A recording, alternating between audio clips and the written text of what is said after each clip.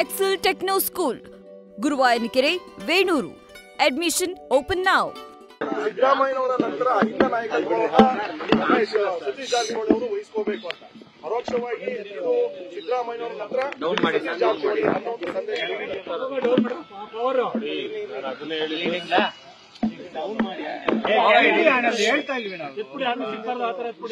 Sir ಏನಂತೀರಿ sir Yathindra Siddaramaiah ಅವರ ಹೇಳಿಕೆ ಬಗ್ಗೆ ತಾವೇನಂತೀರಿ?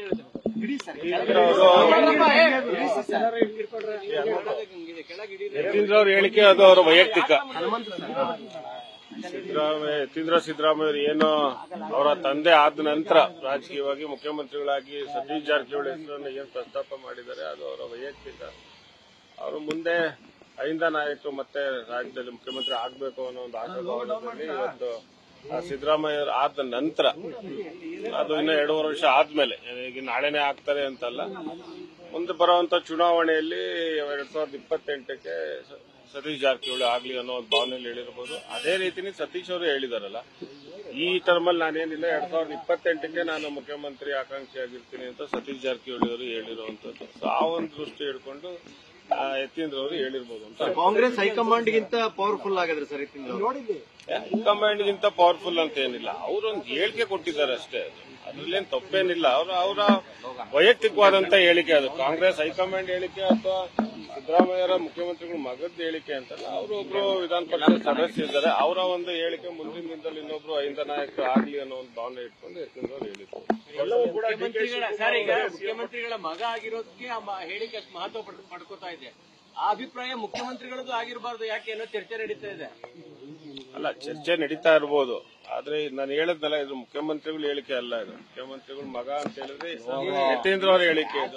ಅದರಿಂದ ಯತೀಂದ್ರ ಅವ್ರು ಏನ್ ಹೇಳಿದ್ದಾರೆ ಅದು ಅವ್ರ ವೈಯಕ್ತಿಕವಾದಂತ ಹೇಳಿಕೆ ಅಂತ ನಾನು ಹೇಳ್ತೇನೆ. ಅಲ್ಲ, ನಮಗೂ ಎಲ್ಲ ಒಂದ್ ಕಡೆ ಆಸೆ ಇದೆಲ್ಲ, ಸತೀಶ್ ಜಾರಕಿಹೊಳಿ ಅವರು ಮುಖ್ಯಮಂತ್ರಿ ಆಗ್ಲಿ ಮುಂದಿನ ದಿನದಲ್ಲಿ ಅನ್ನೋವಂಥದ್ದು ನಮಗೂ ಆಸೆ ಇದೆ.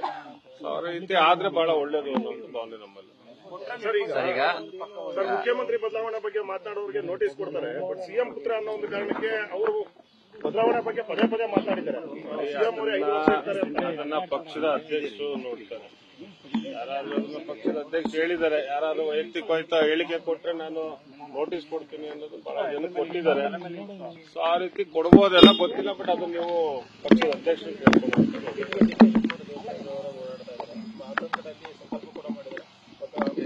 ಸ್ಥಾನಕ್ಕೆ ಹೋಗುವಂತರಲ್ಲಿ ನೀವು ಹೋಗಬೇಕು, ನಾನು ಹೋಗ್ತೀನಿ, ನೀವು ಹೋಗ್ತೀರಾ, ಒಳ್ಳೇದಾಗಲಿ ಅಂತ ಹೋಗ್ತಾರೆ. ನೀವು ಹೋಗ್ತೀನಿ, ನಾನು ಹೋಗ್ತೀನಿ. ಅಲ್ಲ, ಯಾರಾದ್ರೂ ಹೋಗ್ಲಿ, ದೇವಸ್ಥಾನಕ್ಕೆ ಹೋಗೋದ್ರಲ್ಲಿ ಏನು ತಪ್ಪಿಲ್ಲ. ಅದು ಅವ್ರಿಗೇನೋ ಅರ್ಕೆ ಇರುತ್ತೆ, ಅರ್ಕೆ ತೀರ್ಸೋದು ಹೋಗ್ಬೋದು. ಇಲ್ಲ ಮುಂದೆ ನಾನು ಏನೋ ಒಂದು ಒಳ್ಳೆ ಅಧಿಕಾರ ಸಿಗ್ಲಿ ಅಂತಾನೂ ಹೋಗ್ಬೋದು.